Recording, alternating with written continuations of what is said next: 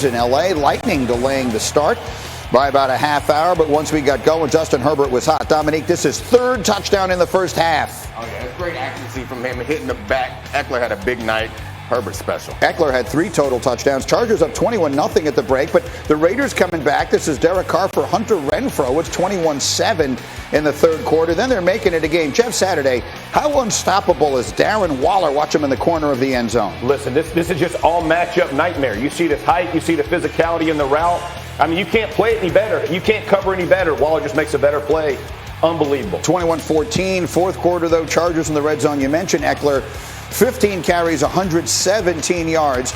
And then in the end, the Raiders desperate. They need an answer, but Derwin James going to turn out the lights. Oh, yeah. I don't care who you think is the best player on the field. The answer is always Derwin James. That kid is special. Way to close out the game. And so, with a great performance on both sides of the ball, it is the Chargers who move to 3-1. The Raiders fall from the ranks of the unbeaten. Arizona, the only unbeaten team left.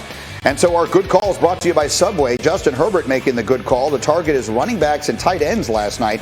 16 of 18 for 166 yards and 3 touchdowns when targeting them. All right, time for Swagoo. What does Swagoo say? G, you know what I say? I say Daniel Jones is a gangster. He lying, G. Look at me today, G. I'm already a beast, so we just gonna be beastie. I call you bro. Yes. You are my bro. Are you crying, son? This is not exactly how I meant for this to go. Take that and smoke it. It is that time in the show where this man becomes our interpreter. You will hear people around the world of sports saying things, and then Swagoo will tell you what they really meant. It starts in Denver. Vic Fangio was asked about the Ravens running the ball at the very end of the game and not taking a knee. Here's what he said. Yeah, I thought it was kind of bullshit, but I expected it from them. You know, I've 37 years in pro ball. I've never seen anything like that. So, but it was to be expected, and we expected it. Why did you expect it from them? Because I just know how they operate. You know, that's just their mode of operation there. Player safety is secondary. He said, what does Swagoo say? Swagoo say Vic Fangio gonna cry in the car. CG, this is a classic case. This is a classic case of when your pettiness gets over petty. And I love the fact that John Harbaugh over-petted Vic Fangio, because Harbaugh came out and said, I didn't know it was a 16-point touchdown either at the end of games. Fangio, stop him, and you won't have to worry about him being disrespectful and all of that. Yeah, throw your headset. I know you're mad. When your petty get out petted, it's a bad feeling. I like that a lot. The next one here from Swagoo. This is to Chicago we go. Matt Nagy addressing his role in the Bears' play calling in their win on Sunday. Here's what he said. In regards to the play calling, Bill did a great job, and I think that, at the same point in time, it's important that we understand that I felt good out there as a head coach, and that's real. We all get together, we talk through how we're going to call the game. I get a great opportunity to say, yes, I like this, or no, I don't. That was a lot of words. That's what he said. Marcus, what does Swagoo say? Cool, Bill, you call the plays because I suck. Okay? Bottom line. That's the bottom line. Look, Matt Nagy understands that I gave another guy an opportunity to play the rookie quarterback that everybody been calling for, and he outcoached me with my own player that I wanted to go get. So basically what he's saying is I concede without conceding, and because I'm the head coach, I can say what I want, but Bill is a better play caller than I am with Justin Fields. We'll have a few more thoughts on that one as the morning continues. Last stop, your old stomping grounds of Dallas. Mike McCarthy commenting on the Cowboys' hot start to the season. Here's what he said.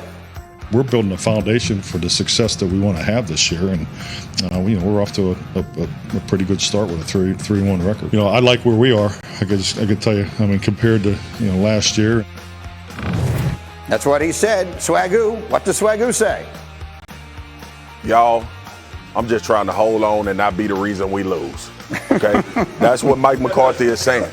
And the second thing is, when you listen to Mike McCarthy is like, please, Lord, let these offensive coordinators and these defensive coordinators and all of these guys that can see the damn clock not make these mistakes. Because if I hold the Dallas Cowboys back from winning the Super Bowl, I will never step foot on the sideline again. It was a preamble to Mike McCarthy's fear.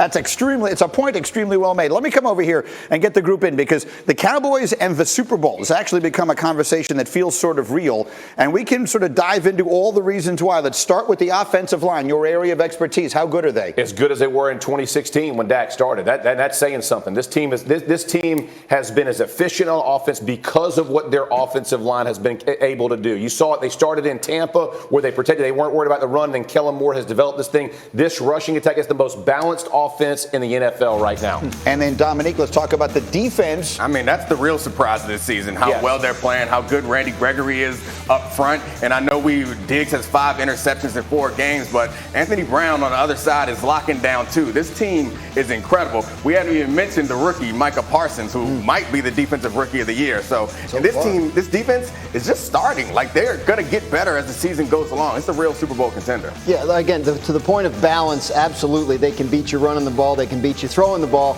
And then the defense just had to get from bottom of the barrel to middle of the pack, and they seem to have at least done that. Think about this, too. They're in the NFC East. Like, they may not end up being the NFC's best team, but they could still end up with the best record based on schedule, and that would give them the number 1 seed, and there's only 1 bye per conference. Yeah, the Giants have only 1 win. Washington has been an enormous disappointment to many, particularly to me. If you watch the show, the Eagles have a long way to go. And so, yes, the Cowboys could run away and hide. And Swagoo, let me finish it up with you.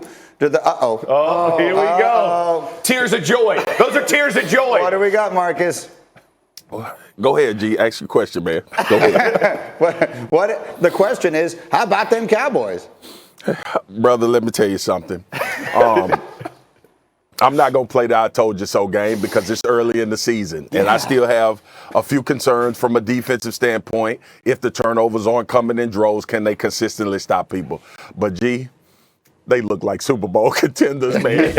And I can say this for the first time in real life. This is the first time outside of 2016 when that offensive line was bludgeoning people, I could actually say this. This is fantastic to watch, man. This is when you make the right hire. This is when you come in with a plan and you see guys implement that. This is when you see the development of an offensive coordinator in Kellen Moore and a quarterback that are on the same page. Like, beyond actually what's happening on the football field outside of Mike McCarthy not being able to manage the damn clock, this coaching staff has done a tremendous job.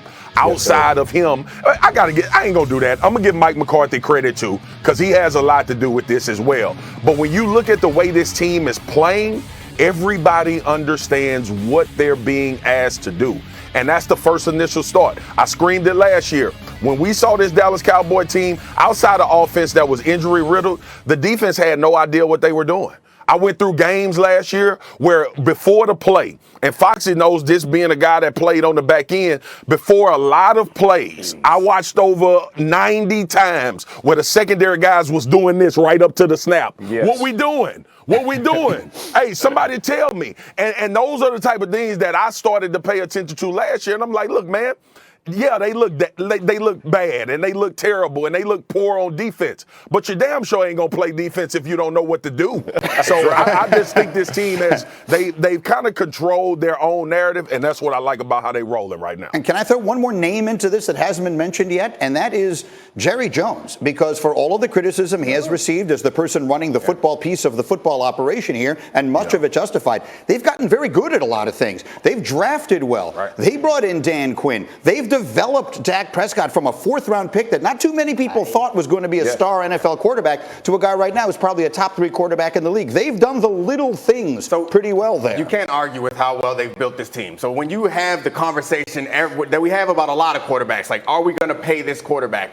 People say, well, we can't pay the quarterback because then we won't be able to build a team around him. No, it just means that now you need to find value elsewhere. When you have a quarterback on a rookie deal, you can spend money elsewhere. Once he gets out of that rookie deal, you have to find value elsewhere, and Jerry Jones has done it. You can look at the last couple drafts, and they've nailed their early picks. Right. CeeDee Lamb in the 1st round because they had a high rank on him and he fell to them. Diggs. But they got Trevon Diggs in the 2nd round, and now he's one of the stars of the defense. And then, of course, this year with Parsons, trading down, exactly, and still getting the guy they want. They've been a good drafting team for a while, honestly. It's just coming together. The Dallas Cowboys, who have traditionally been all that sizzle, and you wonder about the steak, suddenly the steak seems to be there, right, Jeff? Final word. They seem to have the steak and the sizzle. This really could be their year. Yeah, the best team in the NFC right now. I mean, look, the way they tell. We talked about the balance on offense. We talked about the defense and the takeaways, and call them takeaways because they're not giveaways. They are takeaways. They are finding. They are breaking on balls. They are playing like their hair is on fire on the backside of that defense. That is a big deal, and that separates teams as the season goes on. Absolutely. All right, we'll have much more on all the NFL action as we continue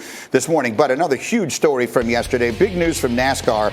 Bubba Wallace won the rain-shortened playoff race at Talladega Superspeedway. It is the first win of his career.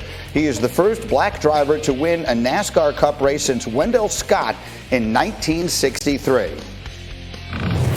This is all those kids out there that